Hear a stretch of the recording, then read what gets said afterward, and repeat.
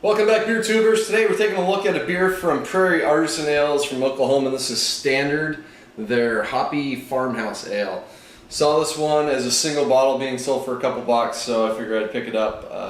It's got some cool artwork on it showing you how to noodle, which is a very Oklahoma thing where you catfish with your hand, which I thought is pretty hilarious. And a hopping farmhouse ale sounds really refreshing on this hot and humid day.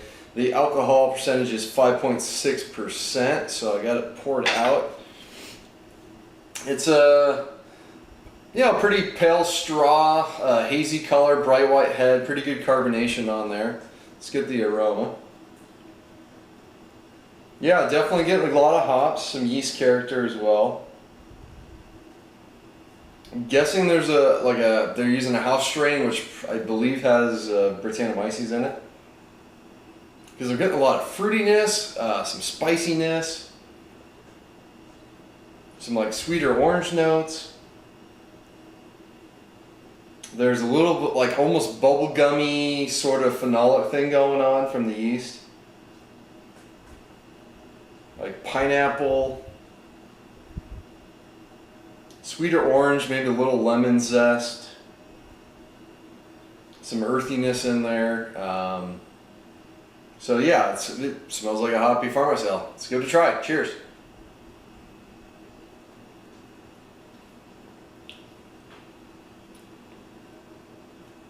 Yeah, it's nice. Easy drinking, not super complex, very refreshing. Yeah, with that good carbonation on the beer.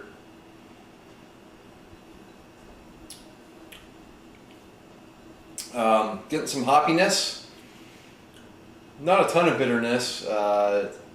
It's very dry, but you do get some malt sweetness in there. Some sweetness coming from the hops and kind of yeast flavors as well. The beer has this combination of stone fruit, like apricot, mixed with a little bit of pineapple, mixed with sweeter orange notes, a little bit of lemon zest, and you kind of get, it almost goes kind of that wet hay funkish sort of character, but definitely picking up more of like a bubblegum phenolic yeast character. Hint of a sweet malt underneath, kind of bready, biscuity malt. And it dries out really, really well. Super refreshing. I'm also getting some pear notes to it. I'm trying to figure out what strain they're using. I prefer if it didn't have that kind of more bubblegummy character, but it's not overly spicy like you'd see like a lot of traditional saisons. But it drinks very dry and sort of like, not quite DuPont, but something that you might find over in Belgium that's on the hoppier side, that when it makes it over here just loses a lot of its hop character. So I think that's kind of what Prairie's trying to do with this as their standard farmhouse ale, is make a nice hoppy, refreshing saison, not overly funky.